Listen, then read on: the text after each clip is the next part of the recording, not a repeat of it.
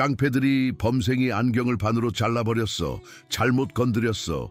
그는 가라테 챔피언이었다. 기철이는 제퍼슨 고등학교의 복잡한 복도를 지나가면서 두꺼운 안경을 코 위로 밀어 올렸다. 그의 마른 몸은 움츠러들었고 사물함에 섞여 보이지 않기를 바라며 가방을 꽉 쥐었다. 168cm에 60kg이 겨우 넘는 기철이는 제퍼슨에서 3년 동안 존재감을 지우는데 완벽해졌다. 어이쿠 어이쿠 어이쿠, 이게 누구야? 기철이는 속이 울렁거렸다. 태준이가 앞을 막아섰고 그의 183cm의 몸은 작은 학생들에게 그림자를 드리웠다.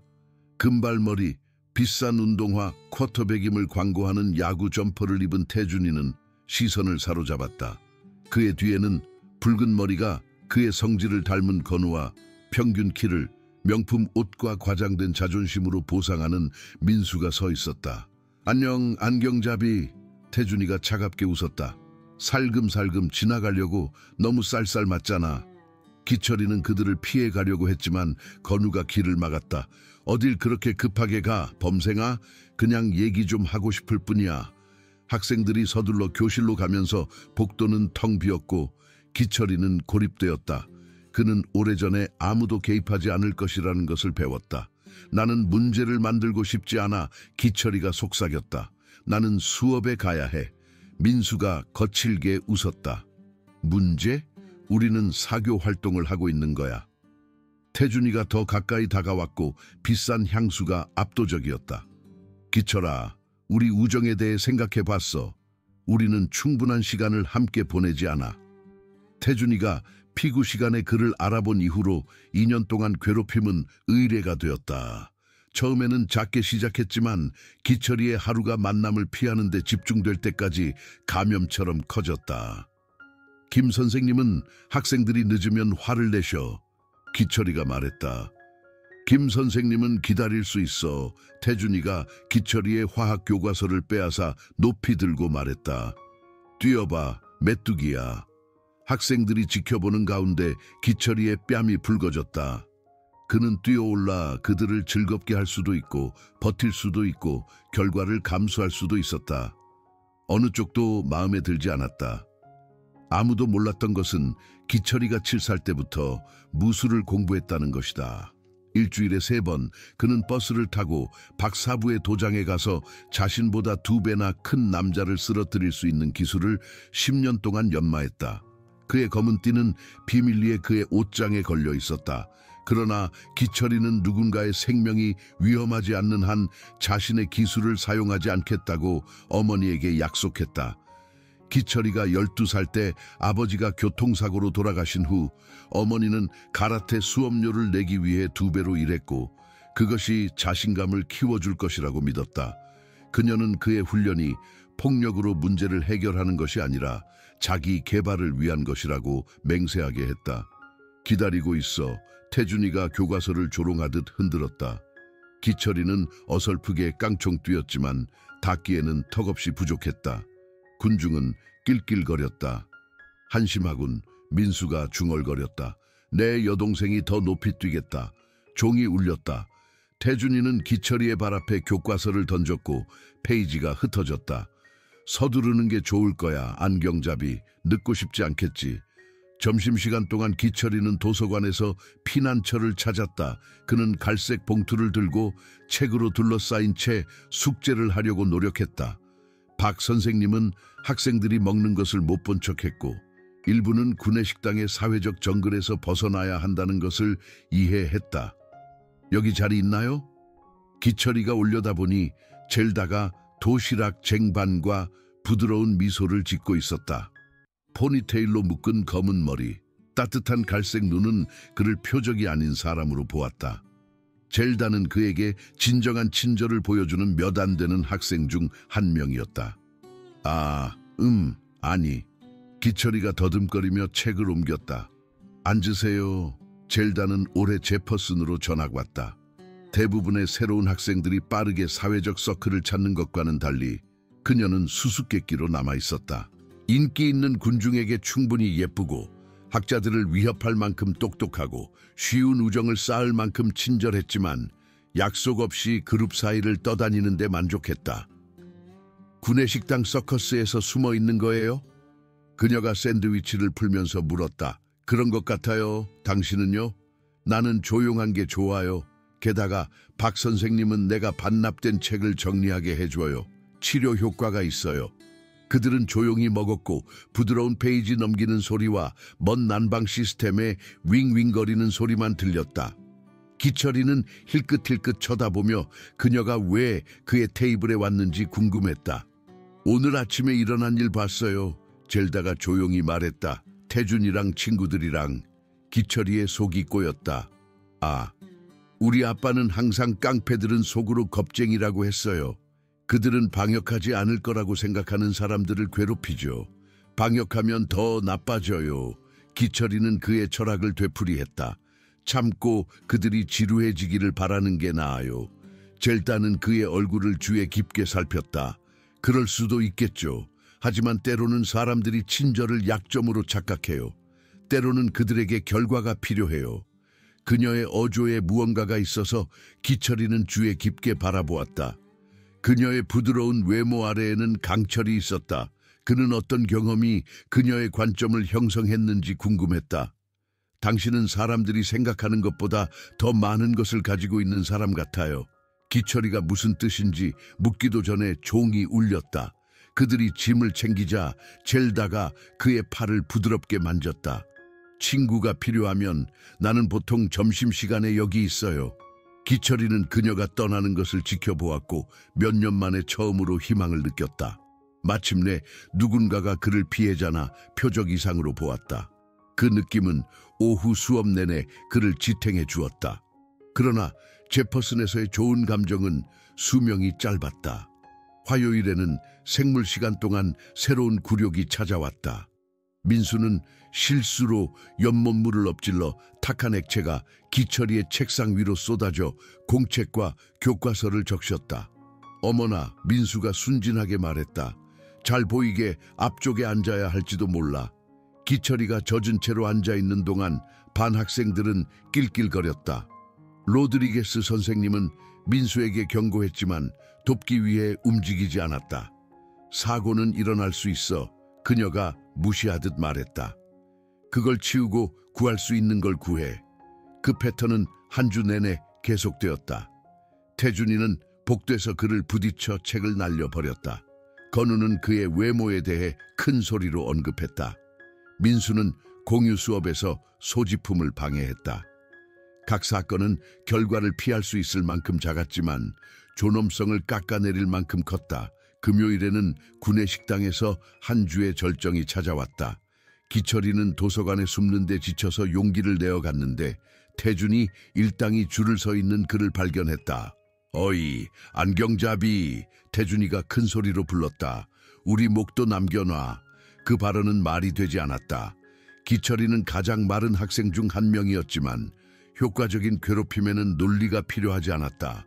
기철이가 조롱을 무시하려고 하자 건우가 실수로 그의 팔꿈치를 부딪혔다.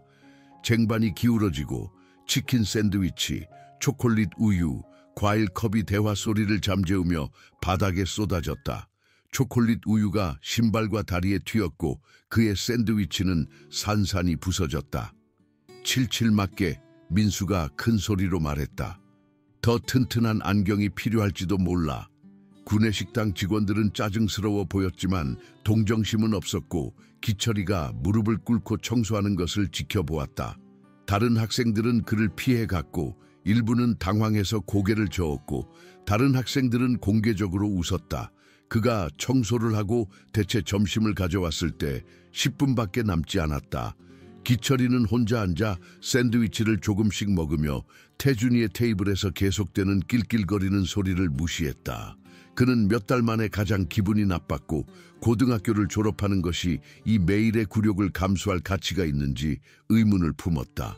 힘든 하루였어. 젤다가 쟁반을 들고 서 있었고 표정은 동정적이었지만 불쌍히 여기는 것은 아니었다. 그렇다고 할 수 있죠. 그가 고맙게 대답했다. 그녀는 초대 없이 앉았다. 나는 우리가 논의한 것에 대해 생각하고 있었어요. 깡패와 결과에 대해. 그게 뭐요? 우리 아빠는 어떤 사람들은 하나의 언어만 이해한다고 했어요. 그들은 방역하는 무언가를 칠 때까지 계속 밀어붙이죠. 기철이는 샌드위치를 쳐다보았다. 방역하면 상황이 악화돼요. 그럴까요? 아니면 당신이 시도해 본 적이 없기 때문에 그렇게 느껴지는 걸까요? 기철이가 대답하기도 전에 태준이의 테이블에서 소란이 일어났다. 쿼터백은 기철이의 구내식당 사고를 과장된 몸짓과 음향 효과로 다시 이야기하고 있었고 웃음과 지적하는 시선을 끌었다. 그는 즐거워하고 있어 젤다가 새로운 날카로움으로 관찰했다. 보통 그렇죠. 누군가가 그의 얼굴에서 그 능글맞은 미소를 지워버리면 어떻게 될까요? 그 의미심장한 질문에 기철이의 맥박이 빨라졌다. 그는 젤다의 얼굴을 자세히 살폈고 그녀가 어려운 사람들을 다루었다는 것을 암시하는 새로운 강인함을 보았다. 모르겠어요. 시도해 본 적이 없어요. 알아볼 때가 됐을지도 몰라요. 그날 저녁 기철이는 사용하기 두려워하는 비밀 무기처럼 걸려있는 검은 띠를 쳐다보았다. 그의 어머니의 말이 울려 퍼졌다. 폭력은 최후의 수단이어야 해. 누군가의 생명이 위험할 때만. 그러나 폭력과 정당방위 사이에 차이가 있을까? 그는 매일의 굴욕, 끊임없는 불안, 군사 전략처럼 학교를 통과하는 경로를 계획하는 것에 대해 생각했다. 무엇보다도 다른 학생들이 그를 꿰뚫어 보면서 그의 존재를 거의 인정하지 않는 것에 대해 생각했다. 토요일 박사부의 도장에서 그의 평소 집중력은 흩어져 있었다. 평소에 평화를 가져다주는 정확한 동작인 카타를 연습하면서 새로운 가능성으로 가득 찬 느낌이 들었다. 오늘은 정신이 딴 데가 있군. 박사부가 관찰했다. 노련한 강사는 기술을 보는 것 이상으로 학생들을 읽었다. 사부님이 가르쳐 주신 것에 대해 생각하고 있었습니다. 기철이가 조심스럽게 말했다. 무술은 공격이 아니라 보호를 위한 것이라고. 그래서 만약 누군가가 당신을 계속 밀어붙이지만 생명을 위협하는 것은 아니라면요. 만약 그들이 당신의 삶을 매일 비참하게 만든다면요. 박사부는 조용했고 풍화된 손을 등 뒤로 깍지 끼었다. 가장 강한 전사는 언제 싸워야 하고 언제 물러서야 하는지 안다. 그러나 물러서는 것이 당신의 존엄성, 당신의 평화, 두려움 없이 존재할 권리를 포기하는 것을 의미하는 때가 온다. 그때가 오면 진정한 무술가는 분노나 복수가 아니라 중심을 잡은 힘에서 행동한다. 그때가 언제 왔는지 어떻게 알 수 있습니까? 알게 될 것이다. 박사부가 간단하게 말했다. 당신의 마음이 충분하다고 말할 것이다. 월요일이 또 다른 일상주에 대한 약속과 함께 도착했지만 기철이가 제퍼슨의 문을 걸어 들어갈 때 무언가가 다르게 느껴졌다. 주말 훈련 때문일 수도 있고 박사부의 말 때문일 수도 있고 아니면 3년 동안 축적된 굴욕이 티핑 포인트에 도달했기 때문일 수도 있다. 원인이 무엇이든 그는 어깨를 더 곧게 펴고 시선을 더 똑바로 향하며 다른 방식으로 행동했다. 그 변화는 미묘했지만 젤다는 알아차렸다. 그녀는 복도 건너편에서 그의 시선을 사로잡고 약간 고개를 끄덕이며 변화를 감지했다. 그 몸짓은 그를 예상치 못한 자신감으로 채웠다. 1교시와 2교시는 아무런 사건 없이 지나갔다. 그러나 3교시 체육 시간에는 감독이 최소화되고 사고가 쉬운 고문자들과 직접 대면하게 되었다. 마르티네스 코치는 반을 농구팀으로 나누었다. 불운이나 조작을 통해 기철이는 태준이를 맡게 되었다. 쿼터백은 그보다 23kg 더 무겁고 키가 15cm 더 컸다. 따라올 수 있는지 봐. 안경잡이.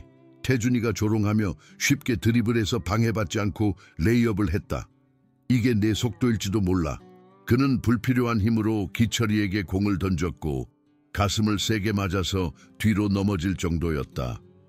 일부 팀원들은 웃었고 다른 팀원들은 명백한 불균형에 불편해 보였다. 그 패턴은 계속되었다. 태준이는 쉽게 득점했고 너무 세게 공을 던지거나 경기 중에 실수로 부딪혔다. 마르티네스 코치는 다른 곳에 집중했고 대부분의 괴롭힘을 놓쳤다.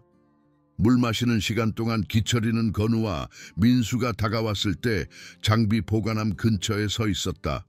재밌어 범생아? 건우가 헐떡거리며 물었다.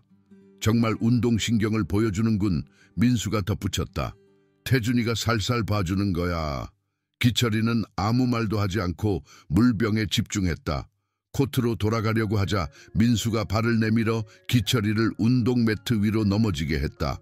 어머나, 민수가 가짜 걱정으로 말했다. 조심해 칠칠 맞게. 그 작은 굴욕은 기철이의 가슴 깊은 곳에서 무언가를 촉발시켰다. 잠시 동안 그는 민수의 발목을 잡고 대신 그를 넘어뜨리는 것을 상상했다. 그 이미지는 너무 생생하고 너무 만족스러워서 그를 겁먹게 했다. 점심시간에 그는 젤다와 함께 도서관으로 돌아왔고 그녀는 그의 불안을 감지했다. 힘든 아침이었어? 그녀가 물었다. 체육시간, 그가 간단하게 말했다. 그녀는 알고 있다는 듯이 고개를 끄덕였다. 최악이죠. 감독도 없고 사고 기회도 많고. 어떻게 알아요? 다른 학교에 다녀봤어요. 깡패들은 어디든 똑같아요. 그들은 환경에 맞춰 방법을 조정하죠. 기철이는 다시 표면 아래의 강철을 주목했다. 당신은 어떻게 했어요? 상황에 따라 다르죠. 때로는 그들을 능가하고 때로는 창의적으로 행동하고 그리고 때로는 그녀는 잠시 멈췄다. 때로는 내가 그들이 생각하는 것만큼 무력하지 않다는 것을 보여주죠. 무슨 일이 있었어요? 그들이 나를 내버려 두는 법을 배웠다고 해두죠. 그녀는 그의 눈을 똑바로 쳐다보았다. 당신은 당신의 상황에 대해 어떻게 할 거예요? 기철이가 대답하기도 전에 도서관 문이 활짝 열렸다. 태준이가 그의 수행원과 함께 성큼성큼 걸어 들어왔다. 박 선생님은 명백한 짜증을 내며 올려다 보았다. 여기는 조용한 곳입니다, 여러분. 그녀가 단호하게 말했다. 다른 곳에서 볼일을 보세요. 죄송해요, 박 선생님. 태준이가 과장된 공손함으로 말했다. 기철이를 잠깐 빌려야 해요. 논의할 중요한 일이 있어서요. 기철이의 속이 울렁거렸다. 도서관은 항상 그의 피난처이자 안전한 공간이었다. 태준이의 존재는 치매처럼 느껴졌다. 김기철 학생은 원하면 이야기할 수 있습니다. 박 선생님이 조심스럽게 말했다. 하지만 여기는 조용히 공부하는 곳입니다. 물론이죠. 태준이가 동의했다. 기철아, 친구, 잠깐 이야기할 수 있을까? 밖에서. 모든 본능은 거부하고 종이 울릴 때까지 안전하게 있으라고 말했다. 그러나 그는 젤다의 눈을 느꼈고 그녀의 침묵의 도전을 감지했다. 더 중요한 것은 그의 가슴에 새로운 무언가가 휘저어졌다. 두려움뿐만 아니라 그의 피난처가 침해당한 것에 대한 분노였다. 좋아요. 그가 조용히 말하며 짐을 챙겼다. 사실 젤다가 끼어들었다. 나는 기철이가 무언가를 도와줄 수 있기를 바라고 있었어요. 다음 시간에 그룹 프로젝트가 있거든요. 민수가 웃었다. 어떤 프로젝트에 그와 같은 패배자가 필요해. 그와 젤다를 옹호한 것에 대한 무심한 잔인함은 기철이를 또 다른 경계선 너머로 밀어넣었다. 가요. 그가 예상치 못한 힘으로 일어서며 말했다. 끝내버리자. 태준이의 눈썹이 단호함에 올라갔지만 그의 미소는 더 넓어졌다. 바로 그거야. 안경잡이, 어서 가자. 그들은 교사들이 거의 가지 않고 카메라가 닿지 않는 학교 뒤편의 외딴 지역으로 이동했다. 기철이는 전에 여기에 와본 적이 있었다. 증인이 없는 심각한 일에 대한 태준이가 선호하는 장소였다. 자, 여기 문제가 있어. 태준이가 벽돌벽에 기대어 서서 시작했다. 나는 우리 관계에 대해 생각해봤어. 너무 낡았어. 우리는 분위기를 바꿔야 해. 개연우와 민수는 기철이의 양쪽에 서서 도주 경로를 차단했다. 그들의 위치는 평범했지만 효과적이었고 작은 학생들을 위협하는데 수년간의 연습을 거쳤다. 뭘 원해? 기철이가 놀랍도록 안정된 목소리로 물었다. 내가 원하는 것은 태준이가 벽에서 밀고 더 가까이 다가와 말했다. 제퍼슨의 사회 질서에서 내 위치를 이해하는 거야. 너는 요즘 너무 편안해졌어. 그 새로운 여자애와 앉아있고 바닥이 아닌 어딘가에 속한 것처럼 걸어다니고 나는 너에게 아무 짓도 하지 않았어. 그건 틀렸어, 안경잡이. 네 존재 자체가 나에게 무언가를 하고 있어. 너는 이 장소를 덜 아름답게 만들어. 너는 우리 교육 환경의 질을 떨어뜨려. 민수가 낄낄거렸다. 게다가 너는 연못물 냄새가 나. 자, 여기 무슨 일이 일어나고 있는지 말해줄게. 태준이가 계속 말했다. 너는 오락거리를 제공하고 있어. 네가 계층 구조에서 정확히 어디에 있는지 보여주는 시범을. 그는 재킷에 손을 넣어 미술 수업에서 사용하는 종류의 튼튼한 가위를 꺼냈다. 금속이 오후 햇빛에 둔하게 빛났다. 저것들은 꽤 두꺼운 안경이군. 태준이가 고의로 가위를 열고 닫으며 생각에 잠겼다. 비쌀 것 같아. 네 엄마가 그것들을 사기 위해 추가 근무를 했을 것 같아. 기철이의 피가 차가워졌다. 그의 안경은 비쌀 뿐만 아니라 필수품이었다. 그것 없이는 그는 거의 장님이었다. 그 이상으로 그것들은 모든 것을 바꾼 교통사고 몇 주 전에 구입한 아버지의 마지막 선물이었다. 하지마. 그가 조용히 말했다. 뭘 하지마. 태준이가 순진하게 물었다. 나는 그냥 네 안경을 감상하고 있을 뿐이야. 매우 지적이야. 하지만 뭐가 더 잘 어울릴 것 같아. 그는 재빨리 앞으로 나아갔고 기철이가 반응하기도 전에 한 손이 그의 셔츠를 잡았고 다른 손은 그의 얼굴 근처에 가위를 배치했다. 나는 네가 반쪽 안경을 쓰면 멋있을 것 같아. 매우 전위적이야.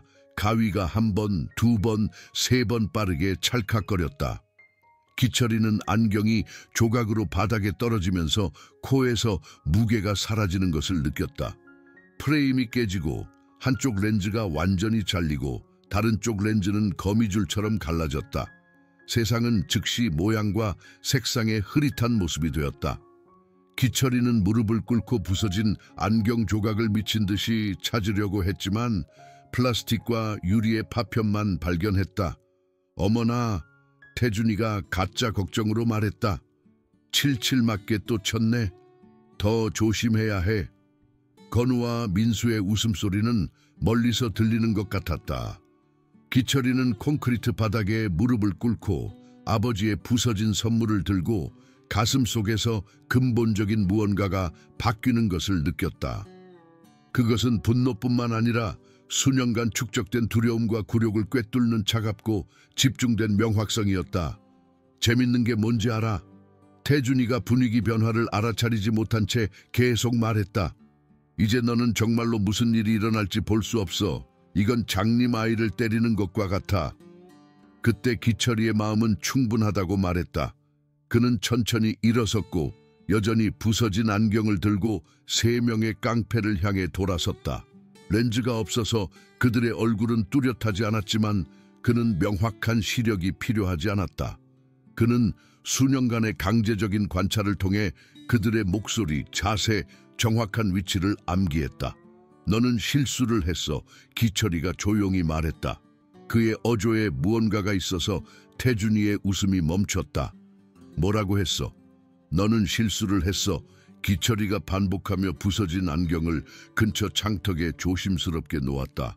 이것들은 아버지의 안경이었어. 민수가 공격적으로 앞으로 나섰다. 그래서 뭐, 범생아?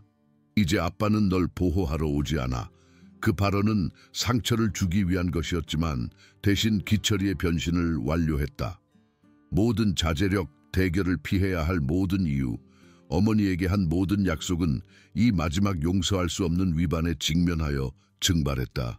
기철이의 몸은 수년간의 훈련으로 연마된 유연한 정확성으로 움직였다. 그의 오른발은 완벽한 아시바라이로 민수의 다리를 쓸어 붉은 머리를 한 소년이 놀란 듯한 비명을 지르며 콘크리트 바닥에 쓰러졌다. 민수가 무슨 일이 일어났는지 깨닫기도 전에 기철이는 건우를 향해 몸을 돌렸다. 더 큰 소년은 기철이가 쉽게 피한 야생 헤이메이커를 휘둘렀고 교과서 힙스로로 그를 벽돌벽으로 굴러 떨어지게 하는데 건우의 추진력을 사용했다. 건우의 어깨가 벽돌에 부딪히는 소리가 텅 빈 안뜰에 울려 퍼졌다. 태준이는 기철이가 그에게 다가서기 전에 충격을 받을 시간이 충분히 있었다. 쿼터백은 더 크고 강했지만 기술에 맞서면 크기는 아무 의미가 없었다. 기철이는 태준이의 가드 안으로 미끄러져 들어가 태양신경총의 3번의 번개처럼 빠른 펀치를 날렸고 더 큰 소년을 쓰러뜨리는 완벽하게 실행된 발 쓸기로 이어갔다. 잠시 동안 안뜰은 거친 숨소리와 민수의 조용한 신음소리 외에는 조용했다. 기철이는 쓰러진 고문자들 위에 서 있었고 몸은 웅크리고 준비되어 있었고 손상된 시력에도 불구하고 모든 감각이 고조되었다. 태준이는 얼굴에 믿을 수 없다는 표정과 고통스러운 표정을 지으며 일어나려고 애썼다. 대체 무슨 일이, 네가 내가 무엇을 숨기고 있는지 보고 싶어 했지. 기철이가 침착하게 말했다. 축하해, 찾았네. 건우는 어깨를 움켜쥐었고 이전에 뽐내는 모습은 사라졌다. 민수는 세상이 어떻게 뒤집혔는지 알아내려고 애쓰며 땅에 남아있었다. 이건 불가능해. 태준이가 숨을 헐떡이며 말했다. 너는 범생이야. 너는 싸우지 않아. 내 말이 맞아. 기철이가 동의했다. 나는 싸우지 않아. 나는 10년 동안 무술을 훈련해왔지만 나는 싸우지 않아. 나는 방어해. 차이가 있지. 그는 무릎을 꿇고 그의 얼굴이 태준이의 얼굴과 수평이 되게 했고 손상된 시력으로도 쿼터백의 특징을 명확하게 알아볼 수 있을 만큼 가까웠다. 여기 무슨 일이 일어나고 있는지 말해줄게. 기철이가 조용히 말했다. 너는 나를 내버려둬. 너는 젤다를 내버려둬. 너는 사람들을 비참하게 만드는 것 외에 다른 일을 찾아. 우리가 그렇게 하지 않으면. 태준이가 평소에 자신감이 부족한 목소리로 물었다.